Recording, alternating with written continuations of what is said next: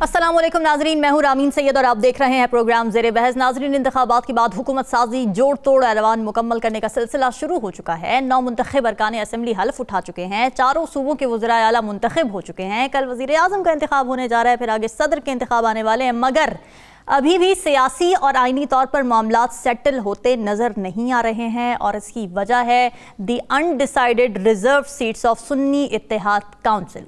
Election Commission ने इस मामले पर फैसला बुध से महफूज किया हुआ है और आज हफ्ते का रोज़ है, मगर ये महफूज फैसला शायद इतनी महफूज जगह पर रख दिया गया है कि इसको ढूंढना मुश्किल हुआ हुआ है।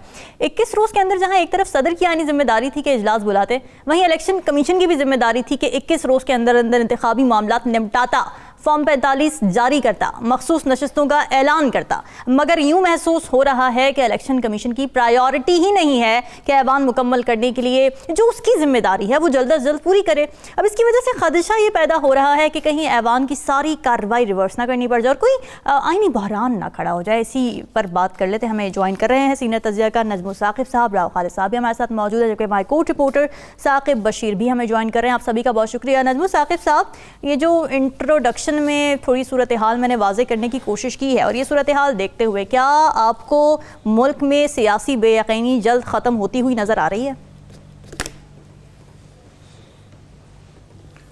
और शुक्रिया रामीन। देखिए, आपने एक वजह बताई है कि चूँकि रिजर्व सीट्स का भी फैसला नहीं हुआ सुन्नी इत्तेहाद का, ये बिल्कुल वैलिड वजह है कि वो जो एक बेयकीनी सी है। लेकिन मेरे ख्याल में एक और वजह भी है जी, जो कि ओवरऑल अगर आप सियासी सूरत हाल को देखें, माशरे में देखें, तो वो बेचैनी और वो बेयकीनी जो है वो नज़र आती है। और वो है कि बहुत सारे लोगों का ये ख्याल है कि उनका मैंडेट चोरी हुआ है। ठीक है, तो ये दो वजूहात अगर आप बनाएं तो उसके बाद आप वेरियस सेगमेंट्स ऑफ सोसाइटी को जब आप देखते हैं, मिसाल के तौर पे अगर आप उन 6 सियासी जमातों को देखें जो कि हुकूमत बनाने के बिल्कुल दरवाजे पे खड़ी हैं, तो वो तो कहेंगे जी कि सियासी बेयकीनी तो खत्म हो गई। ठीक है। दूसरी तरफ आप पीटीआई और दूसरी जमातों को देखेंगे तो वो कहेंगे जी सियासी बेयकीनी खत्म नहीं हुई, बढ़ गई है। अवाम की तरफ देखेंगे तो उन्होंने जिन्होंने वोट दिया है वो तो इंतजार कर रहे हैं कि जी हमारे वोट का इंतजार यानी जो है नतीजा हमारे सामने आए, जो जिनको हमने वोट दिया वो लोग सामने आए। जिन्होंने वोट नहीं दिया उनके लिए ये मसला ही नहीं है सियासी बेयकीनी, उनके लिए ये है कि महंगाई बढ़ रही है। अच्छा, जो मुक्तदरा है वो इन हालात को, टोटल हालात को समझते हुए कि जो हालात के मुताबिक करना चाहिए वो करने में जुटी हुई है।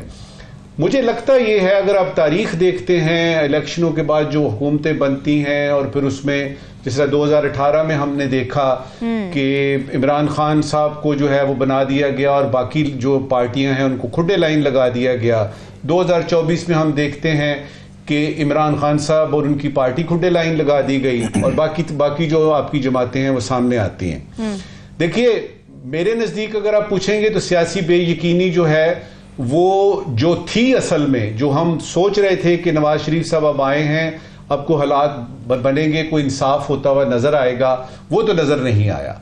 अब ये है कि इस सियासी बेयकीनी के बाद जो दूसरा स्टेप था कि माशी तरक्की का सिलसिला शुरू होगा, उस सिलसिले में मैं जरा थोड़ा सा होपफुल हूं। अच्छा। क्योंकि ये जो आपकी निगरान हुकूमत है इसने तो 2030 यानी 2030 तक का पूरा प्लान जो है वो कर लिया है, जिसमें निजकारी की यानी मसाइल जो हैं वो हल कर दिए गए हैं, जिसमें एफबीआर के रिफॉर्म्स होंगे, टैक्स ज़्यादा इकट्ठा किया जाएगा, जिसमें SIFC में वो जो billions of dollars 100 to 80 to 100 billion dollars की इन्वेस्टमेंट आनी है, तो उनके प्लान बन चुके हैं। ठीक है। मुझे नजर क्या आ रहा है? मुझे नजर ये आ रहा है कि अदालतों पे बहुत सारा बोझ पड़ने वाला है। मुझे नजर ये आ रहा है कि पार्लियामेंट में शोर पहले से ज्यादा होगा। लेकिन स्पीकर साहब चूंकि किसी वक्त भी कह सकते हैं कि भाई आप लोग सुनने को तैयार नहीं हैं, लिहाजा मैं ये एडजर्न करता हूं, तो वो होगा। नुकसान किसका होगा? नुकसान उन तमाम अवाम का होगा जो कि आस लगाए बैठे हैं कि ये पार्लियामेंट जो है ये हमारे लिए कोई बिल पास करेगी, कोई खुशहाली आएगी, कोई प्रॉस्पेरिटी आएगी, कोई किसी किस्म का कोई रिलीफ मिलेगा, तो वो मुझे मिलता हुआ नजर नहीं आता। अच्छा, अवाम के मसरूफ रहने के लिए गपशप ये टीवी शीवी पे हम लोग इसी तरह गुफ्तगू करते रहेंगे। मुख्तलिफ मौजूआत जो हैं वो यानी बार बार आएंगे। आपने जिस तरह कहा कि कल वजीर आजम बन जाएंगे, उसके बाद 9 और यानी 10 को हमें पता लग जाएगा जी कि सदर पाकिस्तान कौन है। जो मुझे नजर आ रहा है वो ये है कि पंजाब आपको ऊपर से फलता फूलता हुआ नजर आएगा, KPK जो आपका है वो आपको मुझे लग रहा है कि कुछ सियासी मैदान जंग की शक्ल इख्तियार कर रहा है। अच्छा, वो जो क्यों? सिंध और बलोचिस्तान है वो पुरानी तनख्वाहों पे गुजारा करते हुए मुझे नजर आ रहे हैं। अब ये कि इसमें होप क्या है, उस पे इस वक्त की आखिरी बात जी। मैं अभी मेरी गाड़ी का कोई मसला था तो मुझे किसी से लिफ्ट लेनी पड़ी, तो मैं आ रहा था तो मैंने ऐसे ही पूछा वो जो मुझे लेके आए साहब कि आपके ख्याल में कोई उम्मीद, कोई यानी टनल के आखिर में कोई रोशनी, एंड ऑफ द टनल। तो उसने मुझे एक ऐसी बात की कि जिसने मुझे थोड़ा सा उम्मीद अफजा सूरत हाल की तरफ लेके गया। उसने कहा सर देखिए ना, हालात कितने खराब हो सकते हैं, जितने भी हो जाएं, जब हद आ जाती है तो उसके बाद हालात ने ठीक होना ही होता है। अच्छा, तो मैं यहां पे अपनी बात खत्म करता हूं कि सवाए इस उम्मीद के कि हालात उस नहज पे जब आ जाएं जबकि बुराई की या उसके नीचे जाने की, जवाल की गुंजाइश ही ना रहे, तो उसके बाद फिर आपने उभरना ही होता है।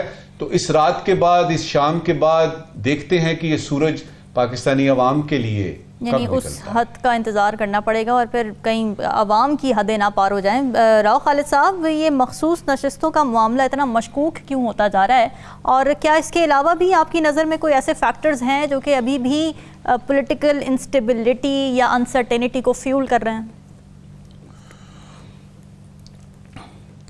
देखिए, एक तो हमारे पाकिस्तान के सिस्टम में इन बिल्ट है ये इंस्टेबिलिटी, पॉलिटिकल इंस्टेबिलिटी। ख़ास तौर पे जब सिविल गवर्नमेंट्स होती हैं तो वो जो अरसा दराज से सांप सीढ़ी का खेल चल रहा है, तो उस वजह से वो आप जब 99 पे होते हैं तो वहाँ सांप के मुंह आता है। अगर आप देखें लूडो के ऊपर तो वो 99 पे जाके आप 100 करने से पहले नीचे आ जाते हैं। तो नजमुल साकिब साहब की जो बात है कि एंड ऑफ द टनल जो लाइट है, तो अगर 99 पे सांप बैठा है, आप उससे डस के नीचे आ जाएंगे, फिर आप दोबारा से कोशिश शुरू करेंगे। सांप किसे कह रहे हैं? तो पॉलिटिकल तो एक दूसरे के साथ ये सारे लगे रहते हैं, एक दूसरे की टांगे खींचने पे लगे रहते हैं और वो कोशिश यही करते हैं कि 99 से कोई आगे ना जाए। पहली बात तो ये। दूसरी बात ये है कि मेरा यानी ये असेसमेंट है कि जो गवर्नमेंट बनने जा रही है अभी, वो नई गवर्नमेंट नहीं है, बल्कि ये पिछली गवर्नमेंट जो PDM की थी उसका 16 माह के बाद अब 17वां महीना शुरू होगा। ठीक है। क्योंकि मुझे उनका कोई एजेंडा और चीज़ें उस तरह से नज़र नहीं आती जिसमें हम कहें कि कोई बहुत नए आइडियाज़ के साथ, कोई क्रिएटिविटी के साथ कुछ चीज़ें करने जा रहे हैं। वो बातें वही कर रहे हैं। नवाज शरीफ साहब ने भी कह दिया ना कि मुश्किल फैसले लेने पड़ेंगे। बिजली के यूनिट, तो मुश्किल फैसले हर दफ़ा ही कहते हैं हम लेंगे, मुश्किल फैसले ले रहे। तो ये सारी चीज़ें होती रहती, बयान देने में कोई हर्ज नहीं है। लेकिन हम जब देखते हैं ये इंस्टेबिलिटी फैक्टर जो आ रहा है वो क्यों आ रहा है, एक तो उसकी बुनियादी वजह यह है कि मैंडेट का मसला है, एक शदीद एहतजाज है उसके ऊपर, और बहुत से लोग मकामी तौर पे भी, इदारे भी, लोग भी जो इंडिपेंडेंट ऑब्जर्वर थे और इंटरनेशनल कम्युनिटी भी ये फील कर रही है कि वाकई कोई गड़बड़ है उसमें मैंडेट की वजह से। एक तो प्रॉब्लम आपको आ रही है। दूसरी, हुकूमत साजी का जो जिस तरह से हुई है, आप कह लें कि कान से पकड़ के करवाई गई है, तो वो उसमें भी मसाइल आ रहे हैं, आपको उससे अंदाज़ा हो रहा है।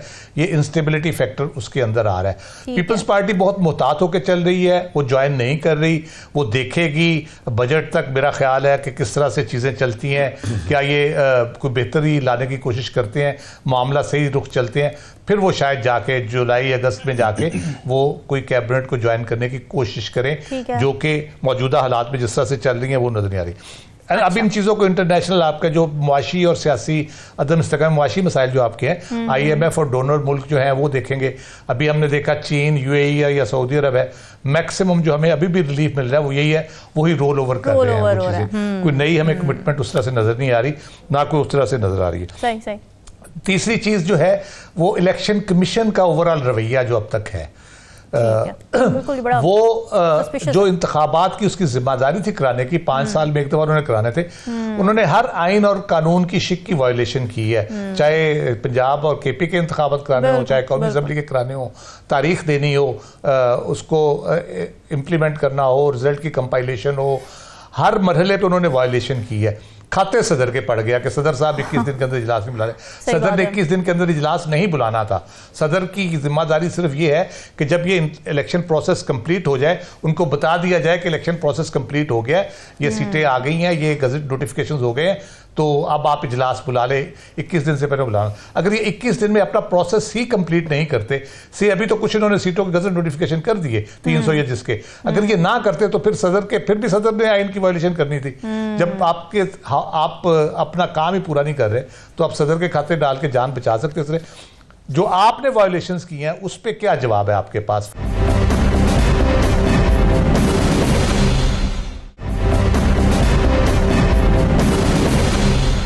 ये भी सवाल है क्यों अपर कोर्ट्स में नहीं जाया जा रहा, इलेक्शन कमीशन की अकाउंटेबिलिटी क्यों नहीं हो रही?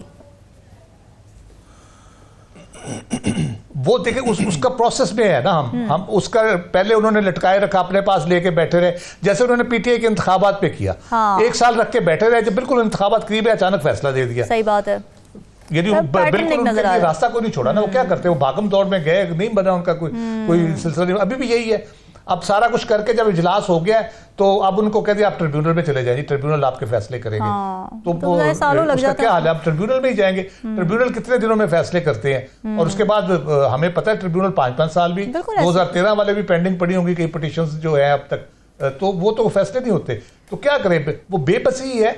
अब बात यह है कि सदर साहब के तो आइन की वायलेशन की बात की जाती है, ख्वाजा आसिफ साहब किसी दिन ये भी बताया ना इलेक्शन कमीशन के खिलाफ कब वो जा रहे हैं, आइन की वायलेशन और कानून की वायलेशन के खिलाफ, उनके खिलाफ कब वो एक्शन लेने जा रही है, पार्लियामेंट कब एक्शन लेने जा रही है। सही बात है, ये दोगलापन है। इस तरह से इंस्टेबिलिटी, यही फैक्टर है जो इंस्टेबिलिटी क्रिएट करते हैं कि आप एक बड़ी पिक एंड चूज वाली चीज चलते, जो आपको फायदा है उस पर आप कहते हैं बल्ले बल्ले, और जब आपका नुकसान है तो आप वो कहते हैं कि जी नहीं ये तो बड़ा वही पुरानी सियासत है, 70 सालों से हम यही सियासत चलते हुए जब तक आप फेयरली स्केयरली आइन और कानून के मुताबिक नहीं चलेंगे मसाइल हल नहीं होंगे। बिल्कुल ठीक है। साकिब ये बताएं कि महफूज फैसला कहाँ खो गया है ईसीपी का, ये सामने क्यों नहीं आ रहा है, क्या कॉम्प्लिकेशंस हैं इसमें? और दूसरी बात ये कि वही बात जो राव खालिद साहब भी करें कि इलेक्शन कमीशन ऑफ पाकिस्तान जिस तरह से लटका रहा है चीज़ों को, फॉर्म 45 अभी तक नहीं उन्होंने दिए जो कि उनकी आईनी ड्यूटी थी, कोई पूछने वाला नहीं है, कोई बात करने वाला नहीं है इस बारे में।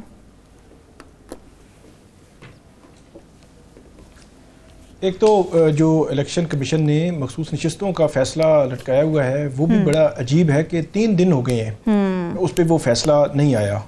साथ ही वहाँ पे मुस्लिम लीग नून, पीपल्स पार्टी, इसके अलावा JUIF, MQM, उन्होंने भी ये दावा किया कि जो है वो ये मतलब तकसीम हो रही है, इस तकसीम में इनको देने के बजाय ये हम में तकसीम कर दें ये सारा कुछ ना। तो ये एक बड़ी एक अजीब सूरत हाल है कि इलेक्शन कमीशन किसी एंड पे नहीं पहुँच रहा। हमारा जो सवाल है कि वो सियासी जो बेयकीनी है ये रहेगी या ख़त्म हो जाएगी। मुझे नहीं लगता कि ये बेयकीनी ख़त्म होगी। उसकी वजह 8 फरवरी से लेकर अगर 1 मार्च या 2 मार्च तक अगर हम थोड़ा सा एनालिसिस देखें, 8 फरवरी को जो काम शुरू हुआ 2 मार्च तक क्या किसी चीज़ को एड्रेस करने की कोशिश भी की गई? करना तो बात की बात है, कोशिश भी की गई कि नहीं की गई। हम जुडिशरी की बात करें या इलेक्शन कमीशन की बात करें, मेरा ये ख्याल है कि दोनों महाज पे कहीं सीरियस नोयत की कोशिश भी नहीं की गई।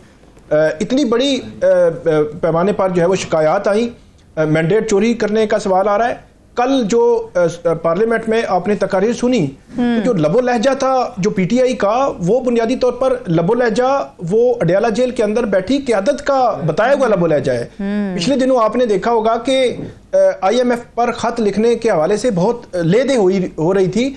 2-3 दफ़ा अंदर से जो है वो ये कहा गया कि आप जो है वो लिखें, खत नहीं लिखा जा रहा था, और जो बाहर की आदत है वो रिलेक्टेंट थी, उनकी ये ख्वाहिश थी कि नहीं ये एक बहुत बड़ा स्टेप हो जाएगा स्टेट के खिलाफ, पाकिस्तान के खिलाफ, तो ये एक ठीक चीज़ नहीं है। लेकिन अंदर वालों ने कहा नहीं आपने लिखना ही लिखना है। फिर उनको पता चला कि शायद वो किसी जो ऐसी पॉलिटिकल पार्टी, पीपल्स पार्टी के साथ कोई मुलाकात हुई है इस तरह का, तो स्ट्रिक्टली रोका गया कि नहीं, जब तक के मैंडेट हमें नहीं मिलेगा तो हमने पीछे नहीं हटना।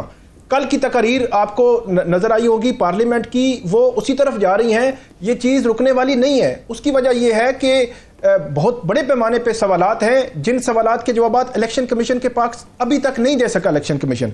इलेक्शन कमीशन ने फॉर्म 45 अपलोड करने थे 14 दिन में 8 फरवरी के बाद, अभी तक नहीं हुए, कोई वजाहत नहीं। इलेक्शन कमीशन के अंदरूनी ज़राए ये कहते हैं कि ये चीफ इलेक्शन कमिश्नर और मेंबरान ने तय करना है कि कब अपलोड होने हैं। आज फवाद चौधरी साहब आए हुए थे अदालत, उन्होंने ये कहा, और ये बात है भी इसी तरह, कि जिस दिन फॉर्म 45 अपलोड होंगे एक नया पंडोरा बॉक्स खोल जाएगा। ये नहीं हो सकता कि आप एक हलके में इतने बड़े पैमाने पे वो तब्दीलियां कर दें कि वो जो है वो कहीं मैच ही ना कर रही हो। अब जरूरी नहीं है कि अगर मुस्लिम लीग नून का कोई उम्मीदवार जीता हुआ है तो उसके खिलाफ सिर्फ एक ही उम्मीदवार था, एक नहीं था, 7 पॉलिटिकल पार्टीज थी, सबके पास अपने अपने फॉर्म 45 में, और वो चीजें अगर मैच नहीं करेंगी तो एक नया पंडोरा बॉक्स खुल जाएगा। तो इसलिए फॉर्म 45 अभी तक अपलोड नहीं हुआ। दूसरी बात, जो ये चट्ठा इंक्वायरी थी, जो पिंडी के कमिश्नर थे, उनका सिर्फ ये कहना कि डीआरओज आके बैठ गए, मतलब कमिश्नर का कोई रोल ही नहीं, ये भी बड़ी एक अजीब सी सूरत हाल मैंने देखी है कि जो कमिश्नर है एक डिवीजन के, उस डिवीजन में सबसे ज्यादा सवालात हैं कि पिंडी, जेलम, चकवाल, इनकी सीटें आगे पीछे हुई हैं। तो उन्होंने जो कुछ कहा उसके बाद एक उनका जो है वो मुबम सा एक जवाब भी आ गया कि उनका जमा हो गया। लेकिन सवाल ये है कि जो इंक्वायरी इलेक्शन कमीशन ने कहा था कि 2 से 3 रोज में कंप्लीट होनी थी, उसकी रिपोर्ट कहाँ पे है? क्यों नहीं इलेक्शन कमीशन ने उसका फाइंडिंग्स दी अभी तक जो है? इसके अलावा मखसूस नशिस्तों का फैसला जो है वो पड़ा हुआ है।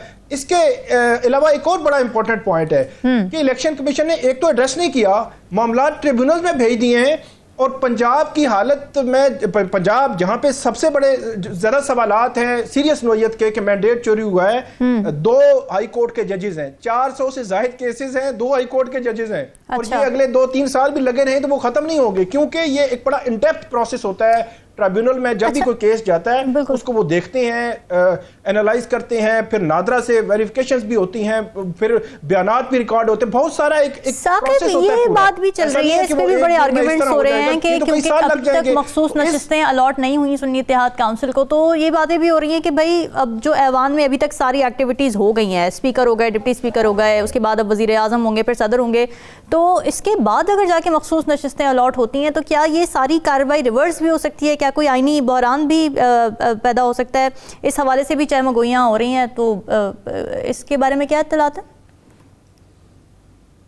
असल में मेरा नहीं ख्याल कि मामलात उस तरफ जाएंगे। अच्छा। अभी तक की जो सिचुएशन है, लेकिन जो इलेक्शन कमीशन का एक्ट है वो उसी आईनी बहरान की तरफ इशारा कर रहा है। अच्छा, हमने सदर पर तो बहुत तनकीद की कि सदर तारीख नहीं दे रहे और विद इन टाइम वो जो है बोल रहे हैं और सदर खेल रहे हैं और सदर पीटीआई के हैं। ठीक है, वो तनकीद भी ठीक थी, लेकिन सदर ने जो खत लिखा है उस खत को भी पढ़ने की जरूरत है। भाई पार्लियामेंट आपने मुकम्मल करके बताना था ना कि पार्लियामेंट तो मुकम्मल हो गई है और उसमें इलेक्शन कमीशन नाकाम है। ये 4-5 चीजें जो मैंने आपको बताई हैं, ये चीजें एड्रेस करने वाली हैं। ये अगर एड्रेस नहीं होगी तो ये एक अडियाला जेल की जो क़यादत है उसका अभी तक उसका लबो लहजा तो सामने आया ही नहीं ना। उनकी पार्टी बोल रही है, उनका ये कहना है कि हम जो आज भी एहतजाज हो रहा है तो ये एहतजाज और ये पार्लियामेंट को उन्होंने कल क्या कहा, हम तो चलने नहीं देंगे। तो ये मेरा नहीं ख्याल कि ये सियासी बेयकीनी है वो कहीं ना कहीं किसी एंड पे पहुंचती नजर आ रही है। फिर जो अभी पॉलिटिकल गवर्नमेंट बनने जा रही है, आप क्या समझते हैं कि वो एक मजबूत होगी? किसी तरह भी मजबूत नहीं होगी। अगर वो एक मजबूत गवर्नमेंट होती और उस पोजीशन में होते तो जो नवाज शरीफ साहब हैं वो खुद वजीर आजम बनते, जिनके 2 दिन पहले इलेक्शन से पहले जो है वो उनके इश्तिहारात आ चुके थे। तो शहबाज शरीफ साहब का आना बतौर वजीर आजम ये भी जाहिर करता है कि वो एक कमजोर गवर्नमेंट है, और कमजोर गवर्नमेंट, मजबूत अपोजिशन, फिर एहतजाज, ये सारी चीजें जो है वो इतनी जल्दी जो है वो इनको एड्रेस करना जरूरी है। एड्रेस करेंगे तो मेरा यह ख्याल है कोई हाई लेवल का कोई कमीशन, जुडिशल कमीशन बना दिया जाए, वो देखे इन मामलात को, तो मेरा ख्याल में कहीं ना कहीं ये चीजें सेटल भी हो सकती हैं। बिल्कुल ऐसी। और असेंबली की जो सूरत हाल हमने देखी है, वहाँ पे जूते चल रहे हैं, लोटे, मांस, घड़ियां सब फेंकी जा रही है एक दूसरे के ऊपर, तो ऐसे तो नहीं आएगी स्टेबिलिटी। नजमुल साकिब साहब, आप कुछ ऐड करना चाह रहे थे, फिर मैंने ब्रेक पे जाना है।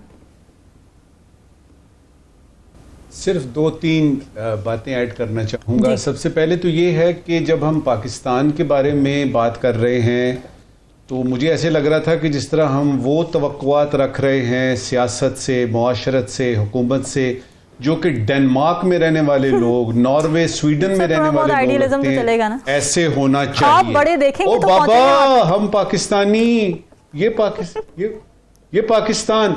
दूसरी बात ये कि ये इलेक्शन कमीशन का जो आपने सवाल किया ना, जिसपे के राव साहब भी बोले और हमारे यानी साकिब बशीर साहब भी, देखिए क्या ये वही इलेक्शन कमीशन नहीं है जिसने सुप्रीम कोर्ट के बाकायदा तौर पे कहने के बावजूद तारीख नहीं दी थी? क्या ये वही इलेक्शन कमिश्नर यानी कमीशन नहीं है जिसने के सदर के तहरीर शुदा खत के जवाब में ये कहा था कि आपका क्या काम है इलेक्शन की डेट वगैरह से? और ये वही इलेक्शन कमिश्नर हैं जो कि सदर के मिलने ही नहीं गए थे। तो आप इतना लाइटली ना लें इस इलेक्शन कमीशन को। मुझे याद है इसी प्रोग्राम में मैंने कहा था, मुझे तो लग रहा है ये इलेक्शन कमीशन सदर पाकिस्तान के दफ्तर के ऊपर है, सुप्रीम कोर्ट के ऊपर है। ये बहुत ज्यादा यानी ताकतवर अचानक बन गया है। यानी इलेक्शन और इस कमीशन वक्त इज की आखिरी रूलिंग विद एन आयरन बात, फिस्ट। ये जो बात है ना जो अभी साकिब ने की कि जी बिल्कुल, और उसमें ये है कि ये जो बात है ना कि चलने नहीं देंगे, तो खोसा साहब का मुझे वो स्टेटमेंट याद आई, लोगों ने उसकी तरफ तवज्जो नहीं दी। अच्छा, ये क्या? पिछले कुछ 4 यूं समझिए एक हफ्ता पहले की स्टेटमेंट है, लतीफ खोसा साहब। उन्होंने कहा खान के बगैर पार्लियामेंट नहीं चलेगी और ना हम चलने देंगे। अच्छा, तो ये वो सूरत हाल है जो हमें आइंदा के लिए हमें एक्सपेक्ट करनी चाहिए चलो। कि किस किस्म की सूरत हाल डेवलप हो रही। बिल्कुल जी। नाज़रीन, डिस्कशन का सिलसिला जाता है, ब्रेक का, स्टे विद अस।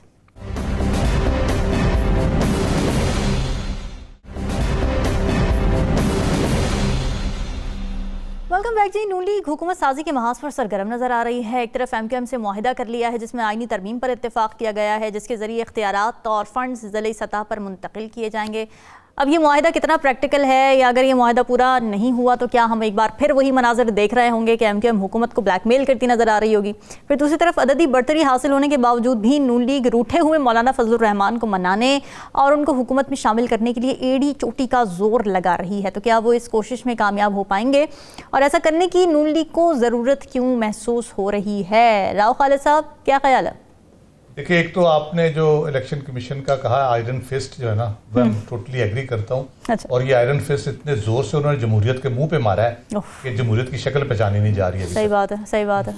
हाँ, वो बड़ा एक मजेदार शेर याद आ रहा है। ये सारे इत्तेहादी जिस तरह से हुकूमत बना रहे हैं ना, उसमें बड़ा मजेदार मुझे एक शेर याद आ रहा है जी जी। कि वक्त खुश खुश काटने का मशवरा देते हुए रो पड़ा खुद ही वो मुझको हौसला देते हुए। तो इनकी सूरत हाल ऐसी है, ये एक दूसरे को कह रहे हैं कि जबरदस्त जनाब, बस आपके साथ है, आप चलें, हम इस तरह करते हैं, लेकिन खुद भी अपने मुंह अंदर करके बुक्कल में करके तो वो रोते रहते हैं कि क्या होगा, पता नहीं हुकूमत चलेगी नहीं चलेगी। मुंह वाले खुद यही बातें करते हैं, बाहर ऑफ द रिकॉर्ड वो यही बातें कर रहे होते हैं। हाँ। जहां तक मौलाना फजलुर रहमान साहब की बात है, पहली बात यह कि वो वाकई क्या नाराज है नवाज शरीफ साहब से, या सारा वो खुद कह चुके हैं मैं सियासी कुव्वतों से मुझे कोई नाराजगी नहीं है। आप जब अवाम पे भरोसा नहीं करेंगे तो फिर आपको ये दिन भी देखना पड़ता है कि आप फिर आपकी सारी बातें, मुआहदे, सारी चीजें और प्लान सारे धरे के धरे रह जाते हैं। मियां नवाज शरीफ साहब इस गुस्से का इजहार कब करते हैं ये अब देखना होगा। क्या वो पाकिस्तान में जब तक मौजूद है वो कर पाएंगे उसका इजहार? मेरा ख्याल है बहुत मुश्किल है, क्योंकि अच्छा। उससे उनकी बेटी और भाई दोनों की हुकूमत खतरे में पड़ जाएगी। अगर वो किसी वक्त उनका दिल किया वही बातें करने को जो मौलाना फजलुर रहमान और चकज़ई साहब कर रहे हैं, ठीक है। तो ये बुनियादी तौर पे उस पर मसाइल बहरहाल मौजूद रहेंगे। लेकिन फजलुर रहमान साहब की सपोर्ट उनको चाहिए, वो कोशिश कर रहे हैं कि जो सदर और वज़ीर आज़म का इंतखाब हो उसमें वो मैक्सिमम वोट ले लें, एक कोई मॉरल अथॉरिटी उनकी बन जाए उसके ऊपर। लेकिन वो भी उस तरह से हो नहीं पाएगा क्योंकि मखसूस नशिस्तों का जब तक फैसला नहीं होता, और जो जिस तरह से फैसिलिटेट कर रहा है इलेक्शन कमीशन इस इत्तेहाद को कि वो बड़े खुल खेल के अपने सारे स्पीकर, डिप्टी स्पीकर और अपने वज़ीर आज़म वगैरह सारे अपने मुंतखब करा ले, सदर मुंतखब करा ले, तो वो उससे लग ये रहा है कि इनके आसानी से ये कर तो लेंगे अपना सारा काम, लेकिन जो क्रेडिबिलिटी है और इंटेग्रिटी है वो नहीं मिल पाएगी। अब फिर उसी सियासी बेयकीनी पे फिर आ जाएगी बात कि वो जब वो नहीं होगी तो फिर सियासी बेयकीनी वो इंस्टिल होती रहेगी और ये मामला ठीक नहीं चलेगा। ठीक है। नजमुल साकिब साहब, ये फजलुर रहमान साहब सेंटर ऑफ अटेंशन क्यों बने हुए हैं? पहले PTI वालों ने मुलाकात की, फिर नून लीग ने मुलाकात की, आज महमूद खान अचकज़ई भी पहुंचे हुए थे और वो मांग रहे थे उनसे वोट के, सदर के वोट के लिए मुझे आप प्लीज़ मेरी सपोर्ट करें। क्या ऐसी जादू की छड़ी मौलाना साहब के पास?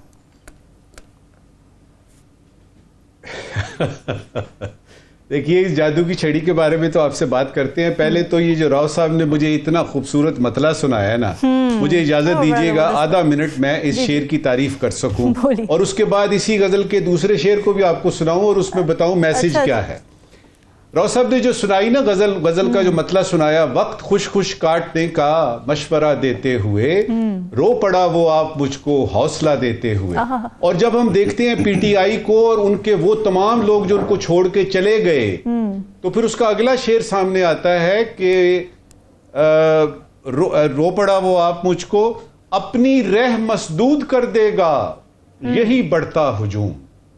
अपनी रह मसदूद कर देगा यही बढ़ता हुजूम, ये न सोचा हर किसी को रास्ता देते हुए। अब आते हैं आपके सवाल के जवाब की तरफ कि मैं जरा वो शेर की उस पे शहर में गुम हो गया। अच्छा जी, मौलाना साहब के पास जादू की क्या छड़ी है? देखिए, मैंने पिछले दिनों उनका एक इंटरव्यू सुना, एक मोहतरमा थी जो उन्होंने सवाल पूछा कि मौलाना साहब ये बताइएगा कि आपका जरिया माश क्या है? अच्छा। तो उन्होंने कहा कि ये गैब से आता है। तो आते हैं गैब से ये मज़ामी ख्याल में, तो उसमें एक तो आपको ये देखना चाहिए कि आप मौलाना फजलुर रहमान साहब की जब बात करते हैं तो ज़रा एहतियात से बात कीजिएगा, क्योंकि मुझे अगर आप मैं तारीख देखता हूँ खासतौर पे 20-25 साल पिछले, तो मुझे इनसे जहां दीदा और इनसे जीरक सियासतदान मुझे तो नजर नहीं आता। ये टॉप पे हैं और उसकी उन्होंने दलीलें भी दी हैं। मिसाल के तौर पे पिछली हुकूमतें देख लीजिए, अगर आपको ये हर वक्त मसनदे वो जो होती है ना हुकूमत, उसके साथ बैठे हुए नजर ना आए। इस दफा जो हुआ आपने जिसका जिक्र किया वो इसलिए बुनियादी तौर पे मुल्क के वसी तर मफाद में पाकिस्तानियों की फिक्र करते हुए उनकी फिक्र लाहक हर वक्त रहती है कि पाकिस्तान के साथ क्या होगा, पाकिस्तानियों के साथ क्या होगा। तो वो इक्तदार में रहना चाहते हैं और इक्तदार में जो आई पार्टियां हैं उनके साथ मिलकर रहना चाहते हैं। उसकी दो वजूहात हैं, एक तो रहनुमाई देते हैं वो, दूसरा ये कि वो सपोर्ट करते हैं उस हुकूमत को जो कि किसी वक्त में रूल कर रही होती है। ठीक है। राना सनाउल्लाह साहब उनके पास गए, उन्होंने उनसे बात करना दरखौरे इतना ही नहीं समझा, क्योंकि टेक्निकली भी मौलाना साहब जो है ना वो बहुत साउंड हैं। तो फिर नवाज शरीफ साहब को जाना पड़ा। अब उसके बाद मैंने कहा ना टेक्निकली बड़े साउंड हैं, उन्होंने ना हाँ की ना की। अब मुझे लगता ये है, अगर हम तारीख देखते हैं और मौलाना साहब का रवैया देखते हैं इन बारों में, और ये कि वो इक्तदार में रहना चाहते हैं, तो मुझे लगता है कि मौलाना साहब मान जाएंगे। अच्छा। अब कब मानते हैं, किन शराइत पे मानते हैं, सिर्फ ये देखना है। लेकिन मैं आपको ये बता रहा हूं कि मान जाएंगे। रूठे हुए क्यों थे? हाँ, ये मैं सवाल अभी करने लगी। पीडीएम आपने बनाई, 16 महीने चलाई, उसके सदर थे ये मौलाना फजलुर रहमान साहब। बिल्कुल। जब इलेक्शन होते हैं और सारी पार्टियां इकट्ठी होती हैं जी कि हम मिलके ये खिचड़ी बनाएंगे, तो मुझे तो उस पिक्चर में मौलाना साहब नजर ही नहीं आए। तो आपने तो मौलाना साहब को यूं समझा कि बस ये इनके बगैर भी गुजारा हो सकता है। तो मौलाना साहब ने एक दो तकरीरें करके और एक दो मुलाकातें करके, कुछ जाहिर और कुछ जरा पर्दे के पीछे, तो उन्होंने ये साबित किया कि ना बाबा, आपने शहबाज शरीफ साहब को वजीर आजम बनाना है तो आशीर्वाद आपको मेरी भी लेनी पड़ेगी। अब आपको समझ आएगी कि क्यों नवाज शरीफ साहब बाकायदा तौर पे उनके जलाओ में देखिए कौन कौन बड़े बड़े लीडर उनके पास गए। देखिए, नवाज शरीफ चाहेंगे कि शहबाज शरीफ साहब वजीर आजम बने और वो बनते नजर भी आ रहे हैं। सही। लेकिन उसमें वो ये जो है हमारे मौलाना फजलुर रहमान साहब की आशीर्वाद अगर हासिल यानी करते हैं तो उससे ये कि जरा वसी हो जाता है वो जो है ना, आशीर्वाद से कैसे फर्क पड़ेगा, क्योंकि नंबर गेम तो पूरी है, नंबर गेम ही चाहिए होती है ना, हुकूमत बनाने के लिए नंबर गेम ही चाहिए, वजीर आजम बनने के लिए वो तो है उनके पास। देखिए, नंबर गेम में तो अभी जिस तरह अभी हम बात कर रहे थे, अभी तो रिजर्व सीटों के मसले मसाइल हैं, अभी नंबर गेम ठीक तरह से कैलकुलेट हो भी नहीं सकती। और जहाँ तक ये सारी सूरत हाल है मौलाना साहब की, नवाज शरीफ साहब की, तो मुझे तो पसे पर्दा मैडम नूर जहाँ गाना गाती हुई गज़ब यानी गज़ल सरा नज़र आ रही हैं कि ले आई फिर कहाँ पे किस्मत हमें कहाँ से, ये तो वही जगह है गुजरे थे हम जहाँ से। क्या बात है, क्या बात है। मिनी मुशायरा भी हम अपने शो में रखते हैं, नाजरीन के लिए +6 पॉइंट है।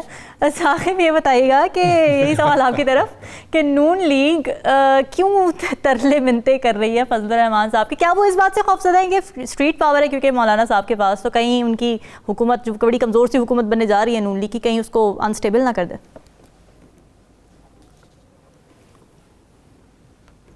3-4 वजूहत हैं मेरी नज़र में। पहली बात तो यही जो स्ट्रीट पावर की आपने बात की, एक तो नवाज शरीफ साहब भी ये चाह रहे हैं, पीपल्स पार्टी भी ये चाह रही है कि जो हुकूमत वो बना रहे हैं अगरचे वो कमज़ोर है, लेकिन उसको जो एक तरफ जो PTI है वो एक मजबूत अपोजिशन और फिर एहतजाज भी उन्होंने करना है, जिस तरह मैंडेट की बात हो रही है, उसके साथ कहीं मौलाना भी जो है वो उनके साथ ना मिल जाए। तो वो कह रहे हैं कि वो जो सख्तियां हैं ना आने वाली हुकूमत वो कम से कम हो।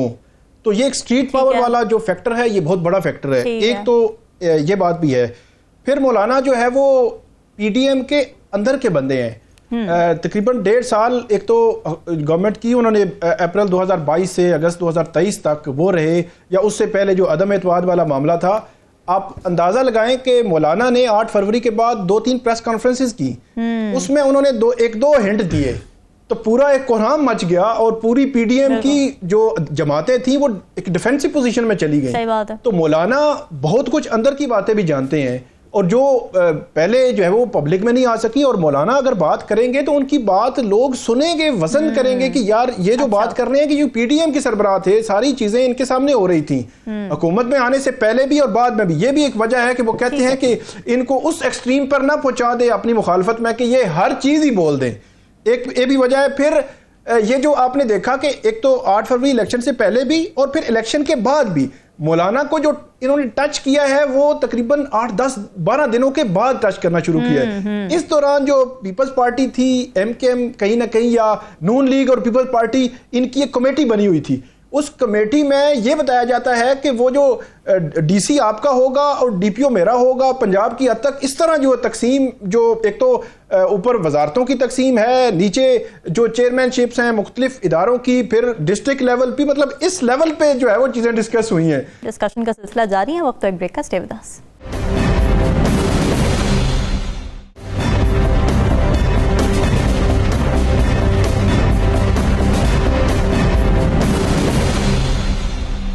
वेलकम बैक जी। पाकिस्तान की आईनी एतबार से अहम तरीन post the prime minister's office में कौन बैठेगा, ये फैसला कल होने जा रहा है। एक तरफ है नून लीग के सदर शहबाज शरीफ, नवाज शरीफ के भाई, जो पीडीएम की हुकूमत में भी वजीर आजम के ओहदे पर रहे, 16 माह की हुकूमत में मुश्किल फैसले लेने का तजर्बा भी उनको हासिल है।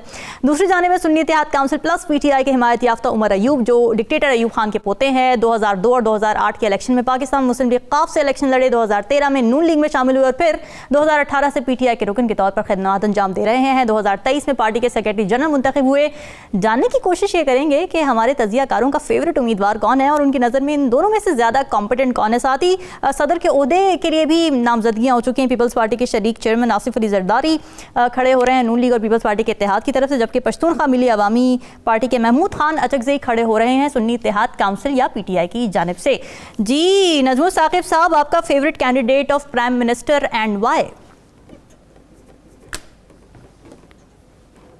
देखिए, मैं अगर फेवरेट की बात करूं तो वो तो जो आपके देखने सुनने वाले हैं लाखों, वो कहेंगे जी कि ये तो फलां है और ये तो फलां है। मेरा कोई फेवरेट नहीं है। मैं सिर्फ इशारे देख रहा हूं कि अभी तक क्या मिले हैं और उसके मुताबिक बन कौन रहा है, इसके बारे में बात करते हैं।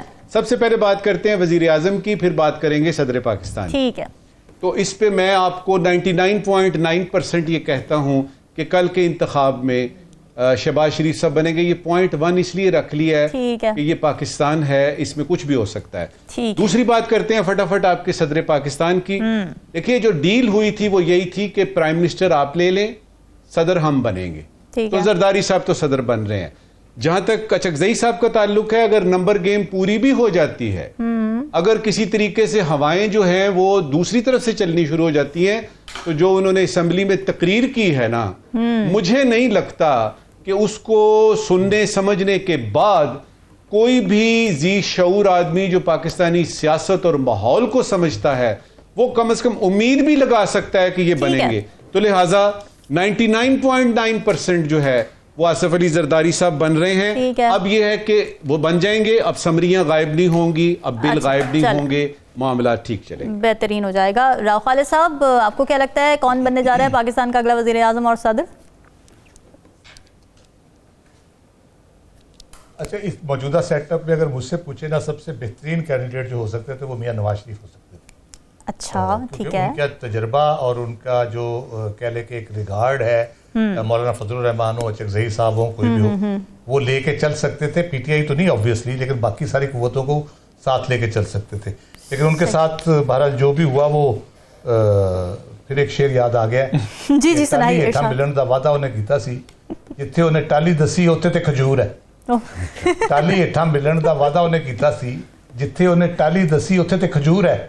इधर तो ये हाल हो गया उनके साथ, और वो वाकई सही। अच्छा, लेकिन चले मेरा अंदाजा है शहबाज शरीफ साहब भी नवाज शरीफ साहब की छांव में ही काम करेंगे ना, तो आपको लगता है कि कहीं ना कहीं रहेगा ये इन्फ्लुएंस रहेगा शहबाज शरीफ साहब बन जाएंगे जी।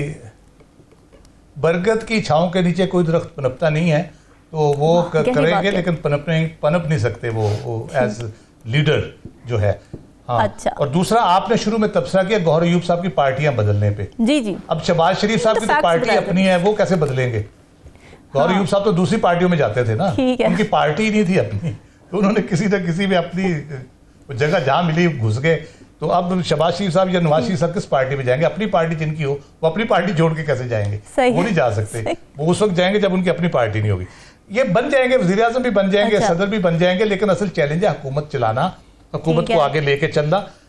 काबीना साजी से लेके बजट साजी तक जो इमीडिएट चैलेंज है वो आएंगे आगे। आप देखें, रमजान शरीफ शुरू हो रहा है, महंगाई की जो सूरत हाल है रमजान में हमारे यहाँ वैसे ही जो है नेकियां कमाने पे सारे ताजर हमारे लग जाते हैं, और वो समझते हैं इस महीने में जितनी कमाई करनी है कर लो। उसके बाद फिर आपके बिजली के बिलों का मई जून जुलाई आगे आना है। तो मेरा ख्याल है इतने बड़े बड़े चैलेंजेस हैं। ठीक है, हुकूमत बनाना कोई मसला नहीं है। हम पहले बार बार ये हर दफा प्रोग्राम में जिक्र हुआ है कि हुकूमत चलाना असल चैलेंज है। क्या चला पाएंगे? मेरा ख्याल है वो बहुत मुश्किल होगा, चाहे दो तिहाई अक्सरियत भी। इस पे जरा हम कल डिटेल से डिस्कशन करेंगे कि कितने मुश्किलात आने वाली, क्या चैलेंजेस है। साकिब, आप बताइए, आपकी नज़र में कौन बनने जा रहा है कल वजीर आज़म? वज़ीर आज़म और सदर जो है वो शहबाज शरीफ और आसिफ अली जरदारी ही बनते हुए नज़र आ रहे हैं अभी तक का जो सिनेरियो है। लेकिन हमें ये देखना है कि जो वज़ीर आज़म होंगे शहबाज शरीफ, तो वो कैसे जो वो चल सकेंगे, कैसे। मैं ये ऐड करूँगा, एक तो अगर बहुत ही आइडियल सिचुएशन होती तो नवाज शरीफ साहब खुद आते। तो शहबाज शरीफ साहब का आना ये जाहिर करता है कि शायद कोई मजबूरी भी नून लीग को मजबूरन जो है वो उनको शहबाज शरीफ साहब को वज़ीर आज़म लाना पड़ा। फिर शहबाज शरीफ साहब जो है वो 1.5 साल उन्होंने PDM की हुकूमत में बतौर वज़ीर आज़म गुजारा, और वहाँ पे एक फिक्स मैच था, कोई अपोजिशन नहीं थी, कोई कुछ नहीं था, कोई एहतजाज नहीं था, PTI जो है वो जेलों में थी और सब कुछ था, सब जो है वो ओके था। अब वो नहीं होगा। उमर अयूब साहब की जहाँ तक बात है, उमर अयूब जो है वो ये सेक्रेटरी जनरल PTI के अभी जो रिसेंट पास्ट में जो दौर गुजरा PTI पे, उस पे बने, उन पे सख्तियां जो है वो कदरे कम थी, बाकी जो है वो। अब उसके पीछे एक बैकग्राउंड है उमर अयूब साहब का, वो भी एक फैक्टर हो सकता है। दूसरी तरफ अगर हम सदर पे बात करें, आसिफ जरदारी सदर तो बनेंगे, लेकिन महमूद खान अचकजई साहब के क्यों चुना गया? ये अडयाला जेल में बैठी क़यादत 7 माह में मेरा ख्याल है कि उनके रवैयों में और उनकी सोच में कहीं तब्दीली आई है। 8 फरवरी का जैसे ही इलेक्शन हुआ उसके बाद 2 दफ़ा वहाँ प्रोसीडिंग्स थी, मैं खुद भी गया था, दोनों दफ़ा बात हुई, तो उसमें सिर्फ वो 3 पार्टीज के साथ कह रहे थे कि हमने बात नहीं करनी, नून लीग, MKM और PP के साथ, बाकी सबके साथ करनी है। तो इट मीन के वहां क़यादत कुछ और सोच रही है। और जो कल तकरीर की जो महमूद खान अचकजई ने, और महमूद खान अचकजई माजी में जो तकरीर करते रहे हैं, जिस तरह का उनका है तर्ज सियासत है, जिस तरह की सख्त एक जो लाइन लेते हैं वो, इसका मतलब ये है कि जो PTI है वो भी कहीं ना कहीं उनसे एक तो इत्तेफाक कर रही है और आइंदा इस किस्म की कोई सियासत करने जा रही है। और महमूद खान अचकजई की जो नामजदगी है एक गैर मामूली एक इक़दाम है मेरे ख्याल में। ठीक है, नजमुल साकिब साहब क्या सवालात लेकर आए हैं आज फिर नाज़रीन के लिए? रामीन, एक ज़रूरी सवाल है और एक गैर ज़रूरी सवाल है। सबसे पहले ज़रूरी जल्दी से सवाल बताते हैं आपको। देखिए, इलेक्शन से पहले नून लीग ने और PPP ने अपने अपने मंशूर दिए। ठीक है। अब ये दोनों पार्टियां मिलके तो हुकूमत बना रही हैं और हुकूमत चलाएंगी। तो पूछना ये था, ज़रूरी सवाल ये है कि आप दोनों के मंशूर कोई बीच में मिलाने वाला है कि नहीं है, या फिर कोई नया मंशूर आएगा? और सबसे बढ़ के कि वो मंशूर जो भी थे वो सिर्फ इलेक्शन कैंपेन के लिए थे। तो ये आज का ज़रूरी सवाल। सही बात है। आज का गैर ज़रूरी सवाल जी, सुनने में आया कि एक जय्यद सियासतदान ने कहा कि हम अगले 5 साल भरपूर सियासत करेंगे। अगले 5 साल भरपूर सियासत करेंगे। गैर जरूरी सवाल यह है कि अगले 5 साल तक भरपूर सियासत ही करेंगे या कोई कामकाज भी करेंगे? ये बड़ा अहम गैर ज़रूरी सवाल आपने पूछा, और नाजरीन के लिए भी हम ये बात छोड़ के जा रहे हैं, ये सवालात भी छोड़ के जा रहे हैं, और आगे आने वाले दिनों के लिए भी ये बात के जब हुकूमत बनने जा रही है, हमने देखा कि हुकूमत जब बन रही होती है तो सारा फोकस यही होता है कि किसको कौन सी वजारतें मिलेंगी, कौन सी आइनी पोजीशन मिलेगी, इस पर सारी बहस व तकरार हो रही होती है, हर्डल्स हो रहे होते हैं, मगर इस पर कोई बात नहीं की जा रही होती। जैसे कि नजमुल साकिब साहब ने भी कहा कि ये जो मैनिफेस्टोज़ हैं जो अलग अलग पार्टीज़ ने बनाए, अब जो मिलने जा रही हैं, क्या ये मिला के मैनिफेस्टोज़ की कोई दूसरी शक्ल निकलेगी, या फिर पूरे तौर पर मुकम्मल तौर पर एक नया मैनिफेस्टो सामने आएगा? आवाम के लिए क्या करना है, आवाम की मुश्किलात कैसे हल करनी है, उसके लिए क्या स्ट्रैटेजीज़ हैं, ये हमें बनती हुई नज़र नहीं आती। नाज़रीन, डिस्कशन आपने सुनी, हमें दीजिए, अल्लाह हाफ़िज़।